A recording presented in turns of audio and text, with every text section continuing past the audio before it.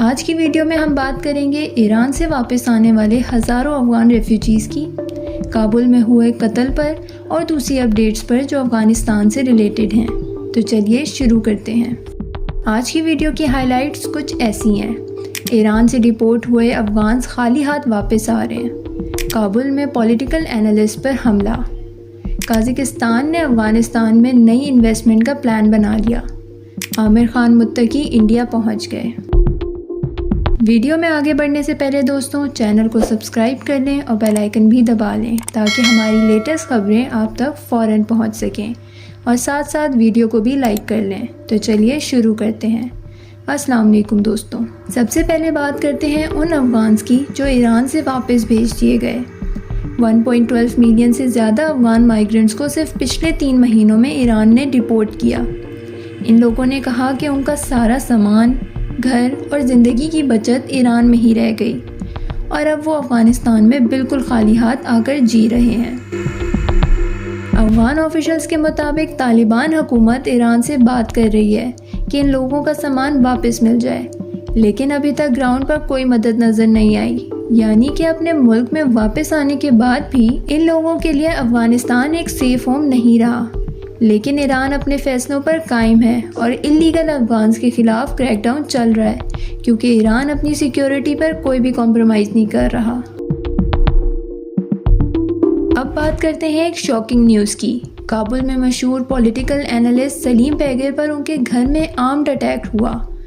Interior minister کے spokes مین کے مطابق پیگر کو ہاسپٹل لے جایا گیا اور ان کی سرجری بھی ہو چکی ہے۔ اتھارٹیز کا کہنا ہے کہ یہ ایک پرسنل ڈسپیوٹ تھا، لیکن افغانستان میں جس طرح پولیٹیکل وائسز پر اٹیکس بڑھ رہے ہیں، یہ صرف کوئنسیڈنس نہیں لگتا۔ لوگ پوچھ رہے ہیں، کیا یہ اٹیک طالبان کے سینسرشپ انوائرمنٹ کا نتیجہ ہے؟ کیا اینالسٹ اور جرنلسٹ اب بالکل انسیف ہو گئے ہیں؟ کابل میں اس اٹیک نے لوگوں میں پھر سے خوف اور انسرٹینٹی پھیلا دی ہے، اور اس کا خاتمہ کب ہوگا کسی کو نہیں پتا۔ دوستوں اب چلتے ہیں ایک اور بڑی اکانومک ڈیولپمنٹ کی طرف۔ قازقستان نے افغانستان کے گولڈ اور کاپر مائنز میں انویسٹمنٹ کرنے کا پورا انٹرسٹ شو کر دیا۔ کابل میں دونوں ملکوں کے آفیشلز کے درمیان میٹنگ ہوئی، جہاں قازقستان ڈیلیگیشن نے کہا وہ افغانستان کے منرل سیکٹر، ٹریڈ اور ٹرانسپورٹ پروجیکٹس میں پیسہ لگانا چاہتے ہیں۔ انہوں نے ایون ایک ریلوے لائن بنانے کا پروپوزل دیا، ترگنڈی سے حیرت تک، جس سے مائننگ اور ٹریڈ دونوں میں آسانی ہو۔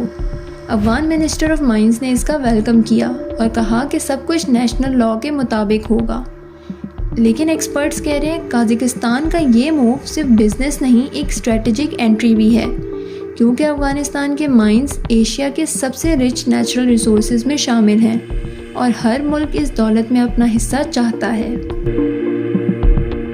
اور آخر میں سب سے حیران کر دینے والی خبر، طالبان کے acting foreign minister Aamir Khan متقی انڈیا پہنچ چکے ہیں۔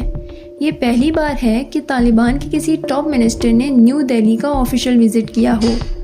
متقی پر UN ٹریول بین لگا تھا، لیکن UN نے اب ان کو ٹیمپرری ایگزیمپشن دی ہے۔